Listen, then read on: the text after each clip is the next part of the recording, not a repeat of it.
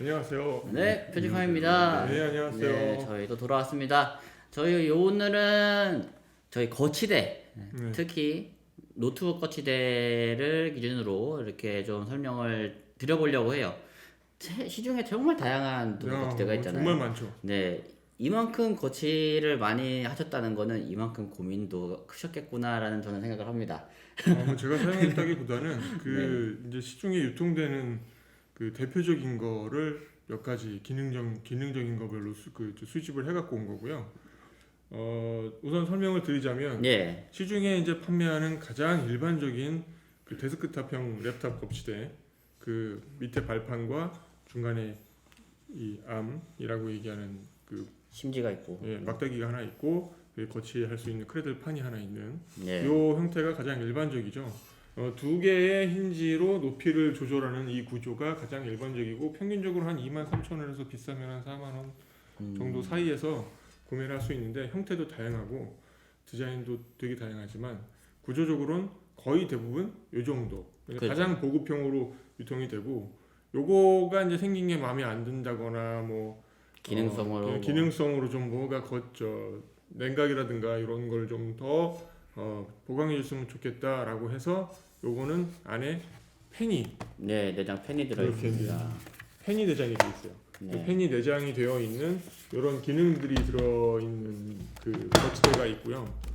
그리고 이제 그 노트북만 거치해서 쓸 거 아니다. 책도 좀 보고 노트북도 거치하고 이거는 원래 독서대입니다. 네. 랩탑도 거치할 수 있을 만큼 튼튼하고요. 그러다 보니까 이렇게 책을 거치할 수 있는 네. 손잡이가 하나 달려 있죠. 책을 받칠 수 있는. 네, 그렇죠. 책을 받쳐서 넘어가지 않도록 해주는 네. 그런 그 손발이 하나 달려 있는데 이게 또 다른 의미로 보면 랩탑을 올려놓고 랩탑이 앞으로 더 쓰러지지 않도록 잡아주는 역할도 하기 때문에 나름대로 거치되지만 랩탑이랑 같이 호환해서 쓸 수 있는 이런 구조도 있고 이건 이제 독서 거치대이긴 하지만 이런 식으로 이제 알루미늄이나 플라스틱 재질 이외에 우드나 뭐 다른 소재를 이용해서 막 요새 나오는 제품들이 꽤 있어요. 이제 그런 거를 생각해서 한번 가져와 봤고요. 네. 그 옆에 거는 요런 일반적인 거치대에서 높이를 좀 더 자유롭게 조절하고 그러기 위해서 여기 그래서 그 누르는 가운데 부분이 이제 있구나. 레버를 눌러서 위로 올리면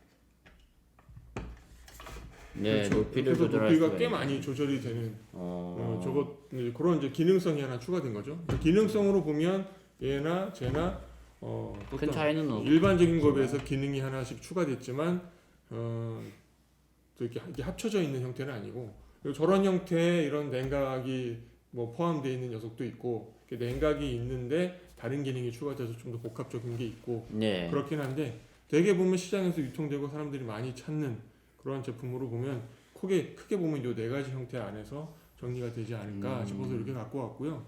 이제 요게 일반적으로 우리가 크게 부담 없이 약간만 고민을 하면 살 수 있는 정도의 가격대에서 접근할 수 있는 그런 그죠? 정도고 여기서 이제 뭐 예를 들어서 그 한 30만 원대, 60만 원대 이렇게 해서 좀 더 많은 기능 예를 들면 그 시중에도 이미 나와 있는데 네. 그 썬더볼트 허브라든가 USB 4 방식의 3 방식의 허브가 아예 이 본체에 내장이 되어 있어서 네. 호분이 중간에 막대기에 내장되어 있든 그게 내장이 되어 있어서 이렇게 데이터를 연결하거나 외장하드를 연결하거나 랜, 뭐 이더넷을 연결하는 그런 기능들을 추가한 그런 제품들이 흔히 있고요.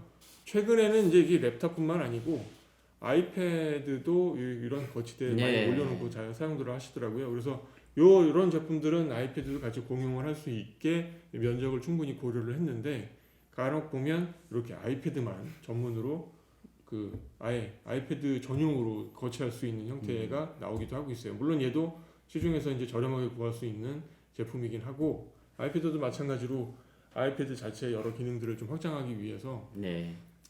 아이패드가 이제 USB-C 단자가 하나밖에 없잖아요. 그러니까 이제 그걸 확장을 해서 뭐 다른 인터페이스나 기계들 이런 것들을 연결을 해야 되니까 그런 분들을 위해서 썬더볼트나 혹은 USB 허브가 달려있는 또는 독 시스템이 달려있는 그런 거치들도 출시되고 있죠.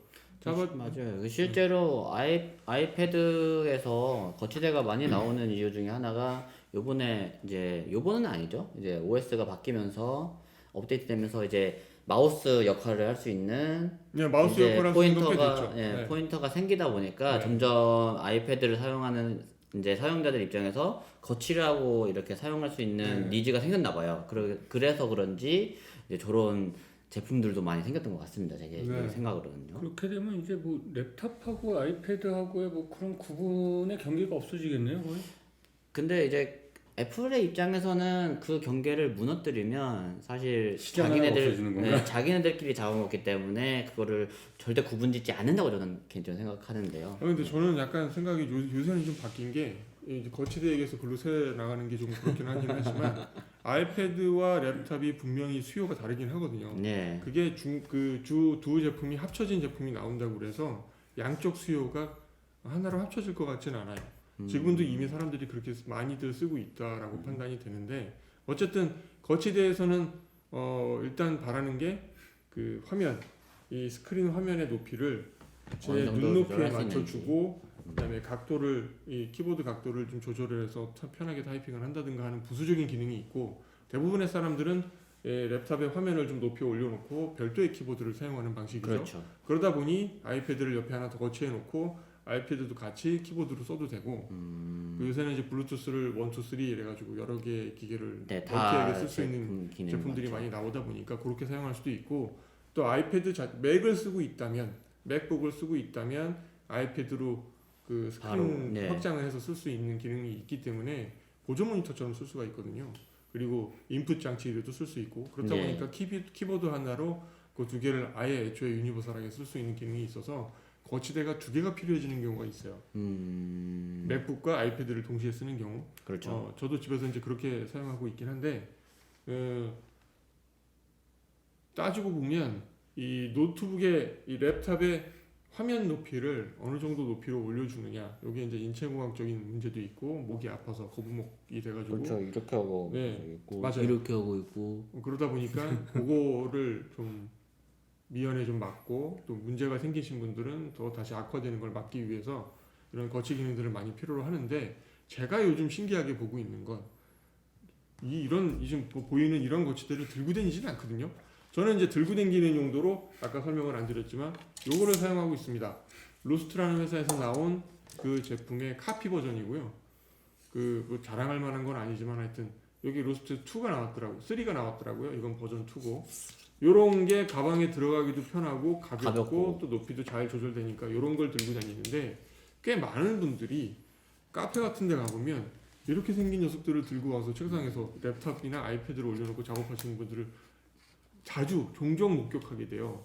그래서 이게 그 높이를 조절하는 게 의외로 사람들한테 필요한 기능이구나 라고 하는 걸 역설적으로 느끼게 되는데 그런데 이제 이 약간의 무게가 있고 부피가 있고 무게가 있는 녀석을 그렇죠. 들고 다니기에 편하진 않으실 텐데 이런 이제 좀 안타까움이 살짝 배어 있긴 합니다. 노트북 자체만 갖고서도 사실상 그 포터블의 역할을 하고 있는 거예요. 맞아요. 그런데 네. 그거를 조금 더 사용성을 편리하기 위해서 거치대를 사용을 하는 거고. 네, 그렇죠. 그런데 그 두 가지를 카페에서까지 그렇게 난 써야만 한다라는 부분인 거네요. 네, 그러니까 그만큼 사용성의 편리함을 많이 추구한다라는 개념일까요? 그렇지 않을까요? 그분들한테 일일이 물어보진 않아서 왜 들고 다니시는지 어떤 목적인지는 솔직히 잘 모르겠어요. 근데 제가 들고 다니질 않다 보니 이걸로 이걸 들고 다니는 목적은 저는 높이 때문이거든요. 예. 네, 그러니까 목이 많이 아프니까 건강 때문에 이걸 들고 다니는 건데 다른 분들도 그런 목적으로 들고 다니지는 모르겠어요. 지금 말씀하신 것처럼 그냥 단순히 이 모바일 환경을 좀 더 쾌적하게 유지하기 위해서 이걸 들고 다닌다 뭐 그런 게 개념인데 그렇다면 이런 정도의 높이 조절이 되는 녀석을 들고 다니시는 분은 아직 못 봤지만 이 정도는 많이 봤거든요. 근데 저 정도라면 높이가 많이 올라가고 키보드를 치기가 불편해질 테니까 당연히 별도의 키보드를 들고 다니셔야 된단 말이죠. 그러니까요. 예. 그러니까 그렇다면 이제 거치형으로 많은 장비들을 이제 가방에 한꺼번에 때려놓고, 들고 다녀야 되는데 갑자기 네. 떠올랐던 게 우리나라에서 이제 뭐 집에 있는 아이맥을 통째로 들고 그런 분. 스타벅스에서 네. 이제 먹다 뭐 이런 영상이 게, 있었죠. 예, 그런 게 있어가지고 그러면 그 아이맥을 직접 들고 가는 거와 노트북과 거치대와 키보드와 마우스를 들고 가는 거하고 좀 큰 차이가 없다라고 보여지거든요. 또 오히려 아이맥이 훨씬 낫겠죠. 그럴 화면이 수도 훨씬 있을 것 크니까. 같아서. 훨씬 크고 뭐 이제 들고만 갈 수 있다면 네, 들고만 갈 수 있다. 그리고 이번에 지금 최근에 나오고 있는 24인치인가요? 네, 24인치 네, 아이맥 네. 같은 경우는 얇아져서. 6.5kg인가 네.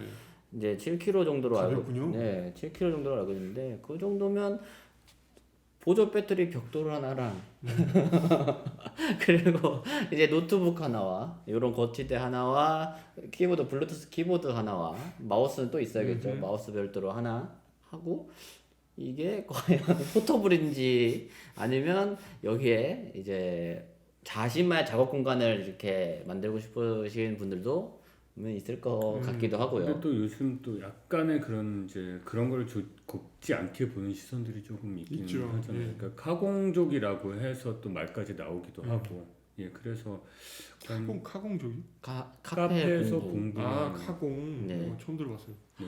그런 그래서 뭐가 있구나. 이게 사실상 스타벅스가 조금 많이 활성화되고 인지도를 얻게 됐던 게 카공족을 받아들이면서부터였던 거거든요. 맞아요. 그러면서 이제 다른 이제 유사 커피 전문점들이 그런 걸 따라하기 시작했는데 이게 이제 또 폐단으로 나오는 게 아침 일찍 커피 한 잔 시켜놓고 저녁 10시까지 있다가 나온다거나 네. 그리고 우리나라는 상당히 보안이 좋잖아요. 네. 그러니까 자전거는 훔쳐가되 노트북은 안 훔쳐간다는 거죠. 아, 외국인들이 자전거 되게 왜 많이 신기해합니다. 네. 예, 그래서 노트북을 거기다 놓은 상태로 2시간을 밥을 먹고 와도 그대로 있으니까요. 네. 그죠. 그러니까 자전거 빼고만 다 훔쳐가는. 네, 그렇죠. 그러니까 오히려 더 카공적이라는 게 더 많아지고 그러다 보니까 요새는 또 엊그제 제가 뉴스에서 본 거는 카페에서 자연스럽게 이야기를 하고 있는데 카공족이 와가지고 시끄럽다고. 시끄러우니까 좀 딴 데 가서 이야기를 해달라 그러니까. 그런 식으로까지 좀 변질이 되고 있으니까 과연 이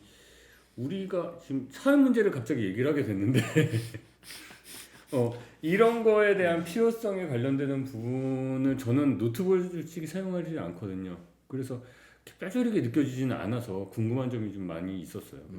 그러면 카공족들이 랩탑은 들고 가되 이런 거치대는 못 들고 들어가게 하면 될까요? 그러면 많이 해결될까요? 근데 애초에 뭔가를 못 들고 가게 한다라는 것 자체가 그렇죠. 네, 거부감도 있을 것이고 스타벅스 아주 묻자고 한 얘기인데 그렇게 낚여 나오시면 실제로 저는 고민을 해본 거죠. 그렇게 하면 될 수 있을까? 근데 스타벅스도 걔네들은 이제 다른 음식점의 음식을 갖고 와도 상관이 없잖아요. 떡볶이를 먹어도 그래요? 상관없고. 네.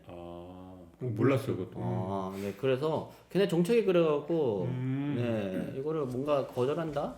아니 근데 예전에 네.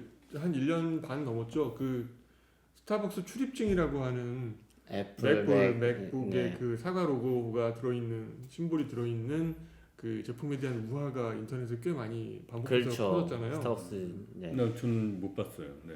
스타벅스 입장에 입장권입니다. 광고도 나왔어요.